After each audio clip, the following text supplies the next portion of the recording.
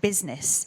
So on that note, we are taking our lead from that project and from the bigger project, which is protecting our biggest asset, nature. And I'm going to introduce you to our brilliant panelists. So I'm joined by Kim. Welcome, Kim Dunn, who is Business Advocacy Lead for Save Our Wild Isles. Well done on the films. I think they're fantastic. Have lots of people watched them?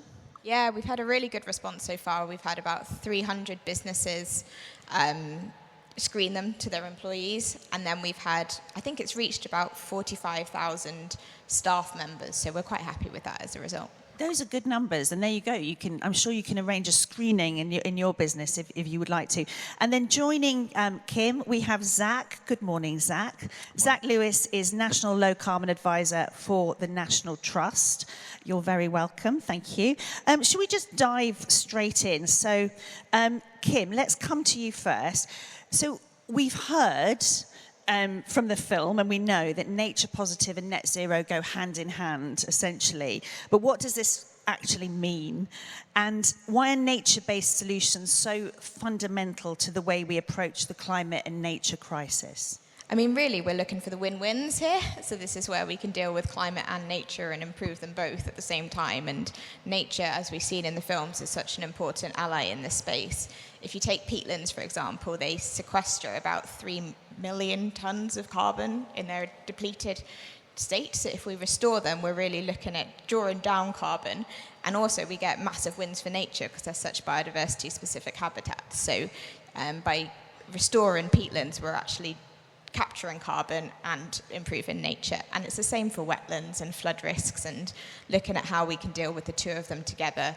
And obviously from a business perspective, if you can deal with them both at the same time, there's got to be a win, right? Because you're not having separate strategies. So the better that businesses can embed nature in their net zero strategies and work with them together, the closer we're going to get to solving the nature and climate crisis. And one of the things that often comes up is job creation. So when we talk about transition generally and, green jobs and all these jobs, are there jobs in protecting nature? In the future, we're going to see lots of people doing that as their job, because often it's volunteering at the moment. Yeah, so we rely quite heavily, both the National Trust and RSPB, on volunteers on our sites and reserves. But actually what we're seeing from businesses, from the momentum around nature and climate, that we're now seeing jobs created in this space that didn't exist beforehand. I mean, even my job as a business and biodiversity expert didn't exist a few years ago. So there's lots and lots and lots driving in this space. We're seeing heads of nature come up in businesses and corporate policies developing around it. So really, I think this is just going to grow, and the more people we can get involved, whatever their background, there's always a transferable skill to bring into it. Your job's quite new. What did you do before? I'm actually a geologist, so I used to work in the oil and gas industry, and I Change have now transferred to here. So just putting my sins out there for everyone to hear. Sorry, I shouldn't have put you on the spot, but I love it. I love it when we get a real moment of change. That's it. You're the living embodiment of that, Kim.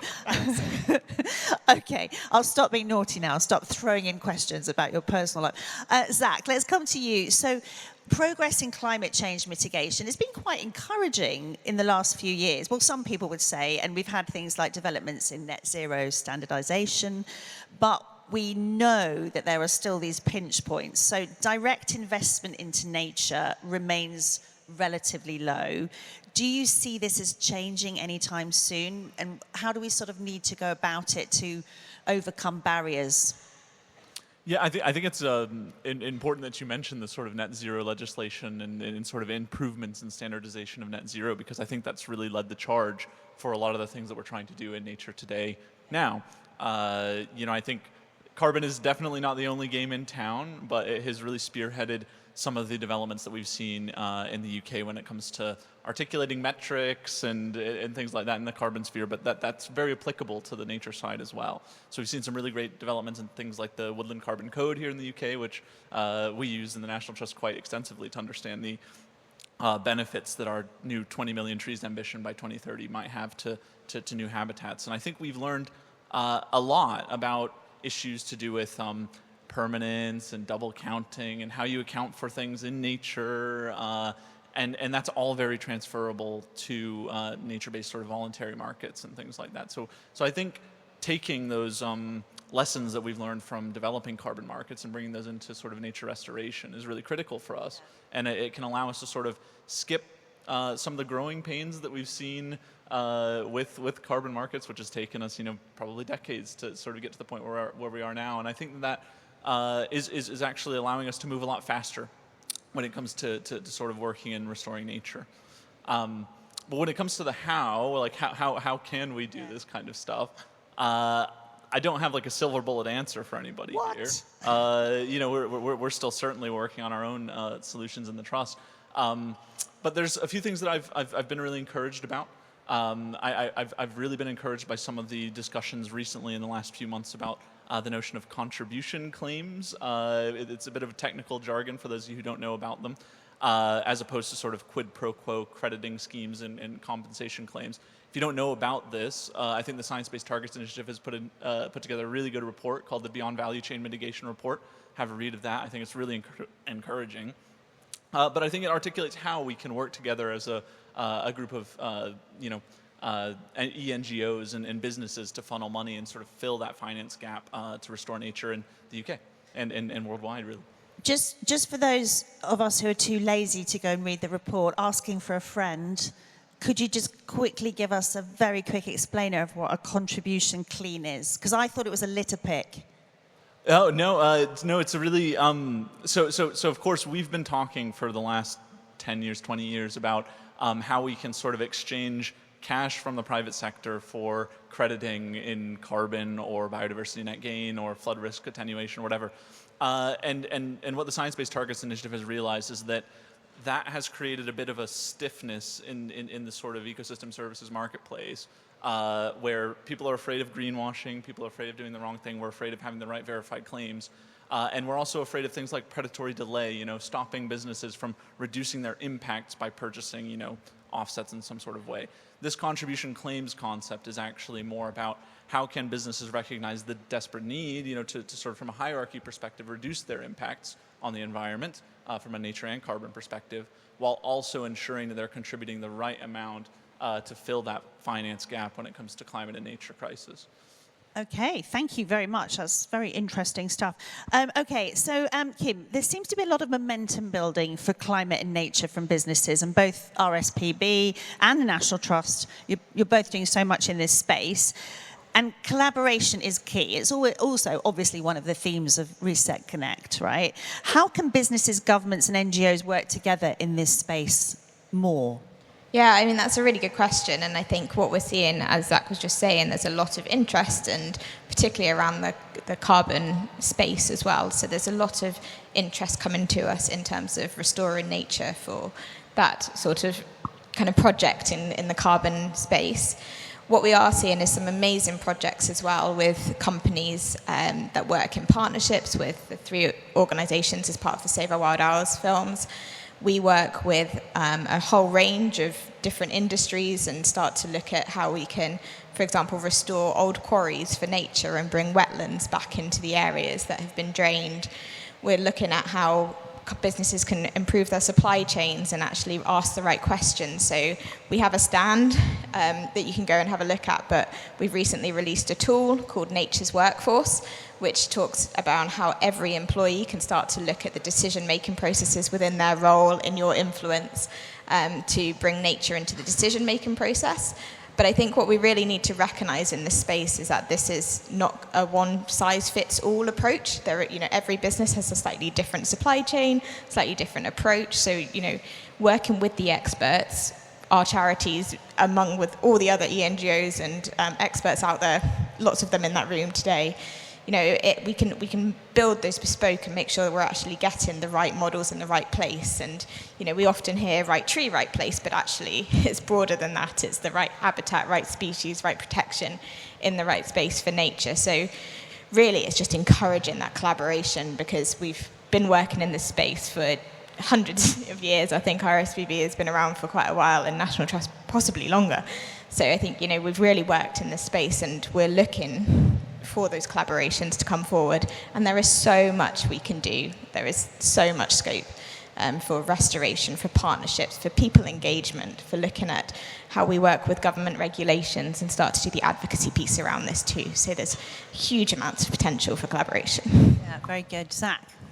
Yeah, I think one of the really exciting things that I've seen across the industry, particularly when we're looking at private sector partnerships and things like that, is just how much we've gotten better at articulating change and impact for businesses. So I think the Task Force for Climate and Nature-Related Financial Disclosures reports, which I'm sure several of you will be aware of now or probably preparing them now, have really set the standard for identifying what is possible and what your businesses are currently doing and what impacts they're having, but also what you could be doing. And that's really setting a sort of action plan forward for the private sector that we've never had before. Yeah. And I think that's really interesting because we can now start working with you, as a sort of private sector business to say what can we do that's going to, impact at scale, have massive co-benefits, can be done in a climate just way, et cetera. We think that these new structures and frameworks for nature and climate are really leading the charge with those sort of partnership conversations. Not to cherry pick any particular examples, we can if you want, but what are we sort of starting to see that's kind of new and kind of breakthrough that we haven't seen before? Or what might we look out for? So a lot of this we're still sort of really developing, so I don't know how much we can share. But I think we're being approached now by businesses who have formulated their own sort of climate and nature-related impacts to say, we're not necessarily looking to balance the accounts. We're not coming to you to just sort of be, net zero or something like that. We're looking to just invest in, the United Kingdom, a country which is, one of the most nature-depleted countries in the world, and we want to have an impact that we can talk about. It doesn't have to be a sort of exchange. You don't have to prove a currency. What we want to do is we want to just show impact. And I think those conversations that we're having have been the most fruitful that we've seen in years that I've been working in this industry. Yeah. I think the really nice thing about nature is you can see it when it improves, and that's like a really tangible thing that people can get on board with. So what we're seeing is lots of businesses wanting to work in their local areas or get involved in their local reserves and kind of get their workforce out there. And the beautiful thing is when you see a tree planted, you can watch it grow. It's a very tangible, very emotive thing that you can get people involved with, and some of the partnerships we develop really look at how we bring landscape community level engagement with nature across. So we work with housing developers, for example, to look at how we can bring nature reserves into developments, or how we can bring wildlife friendly gardens and really start to connect people with nature in a really tangible way. It sounds a little bit like, maybe this is just my reading of it, maybe it's not quite right, but it sounds a little bit like we're moving beyond making the business case for nature. Are we getting, and I don't want to sound like a big old hippie, but why not? Are we getting more to the point when we're understanding we are nature? Like, the enveloping concept is that if we destroy it, we destroy it ourselves, because we're actually not that separate from it. Are we able to, because you sound like you're moving beyond those very kind of bottom line conversations. Certainly, I think we are. I mean, I guess this is a chance to plug the Save Our Wild Isles videos as well. If those of you who haven't watched them, they're really good at articulating, how all of us here are dependent on the natural environment in one way, shape, or form, well, in several ways. And I think that concept that we're so intrinsically dependent is meaning that I don't want to say transactional nature of how we've done things in the past with voluntary markets is sort of shifting, but I think it is. I think we're looking at things in a more holistic manner and saying, no, as private sector businesses, we are dependent upon the environment. Investing in it has a business case. We can obtain a social license to operate. We can retain more staff. We can, improve resilience in our own supply chains if we make sure that the sort of foundational nature aspects that we all rely on are more or less secure. So I think that's been the sort of step change in thinking that we've seen recently. I think we've got the stats now, that kind of business case has been made. We've got reports, I think the PwC one, which I'm sure lots of people are familiar with, is the 55% of our GDP across the globe is moderately or highly dependent on nature or natural resources. What that actually means is that 100% is lowly dependent. So, everywhere, if you go back far enough, is dependent on natural resources, whether that's the clean air, the water we drink, those really fundamental systems. And I think we've now made that case. We've got some of the economic numbers to kind of back it up. If I go back to peatlands, I think to restore peatlands is about £20 billion. Okay, that's a huge number, but actually the amount that they've calculated of services in terms of carbon capture is about 100 billion. So we've got those economic stats to kind of prove the business case. I think what we're seeing is people wanting to get engaged. I don't know how many of you followed the same people as me, but what I'm seeing all over Twitter, people complaining about lack of insects because they haven't noticed them this year. And, we're now seeing these effects. And I think that's helping people connect and kind of realize those dependencies really closely. It's called X now, by the way. No, don't worry. Okay, so let's just do a roundup, because you may want to plug the toolkit again. I don't know, but I think it may be. But what's the most important thing that people here can do now? So people will be at different journeys on this as well. So some people might just be starting, and some people might be quite far along. And also, given it's London Climate Action Week, what can we do for nature, just to finish off with, Zach? I think, we're all here at Reset Connect, right? And the clue's in the name, Connect. I think the task that we have at the minute, this sort of climate and nature finance gap, is vast. And, we're talking, again, in the UK, one of the most nature-depleted places in the world, so the task is even larger for all of us now, and we're not going to do it alone. The National Trust isn't going to do it alone. The RSPB is not going to do it alone, and none of you listening today are going to do this alone. We have to work together in partnership, and I think that's what the National Trust is very keen to do. So have those conversations, those new conversations with people you don't know, to sort of brainstorm what sort of things can we do together to sort of connect the dots that haven't been connected, for ages. And how can we work together? I think that's the most important thing that anybody can take away from this. Okay, thank you for that very good advice. What do you think, Kim? I think for this audience, in terms of net zero, bringing nature on board is just so fundamental. The closer we can work them together, and they're so intrinsically linked. So I just encourage anyone, whoever your role is, whatever you do in your company, to kind of go and look at what you can do for nature and how you can get it into decision-making processes. There's some amazing case studies. You can come and talk to us on our stand, and we've got a whole list of resources you can go through. But really echo the collaboration point and just recognise that everyone has a role to play in this, and just get on board. Okay, the stand number again is A440, I believe, and the toolkit to download. Yes, it's just a website. It's a web page, so it's not downloadable, but there's lots of resources that you can go. We've got PowerPoint templates and email templates and all sorts of things that you can use. But it's Nature's Workforce. If you Google it, it will come up. We've also got links and QR codes on the stand. It's really useful. It starts to show you the background knowledge you need, but it also guides your conversation. So how to get colleagues involved, what kind of information you can be sharing to kind of drive that internal point.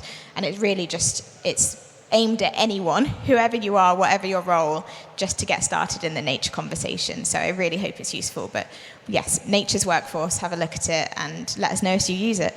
Oh, thank you. Thank you for motivating us this morning and kicking off day 2 with such flourish. Thank you very much to Kim Dunn and to Zach Lewis. Can we have a round of applause for our brilliant panelists? Thank you very much.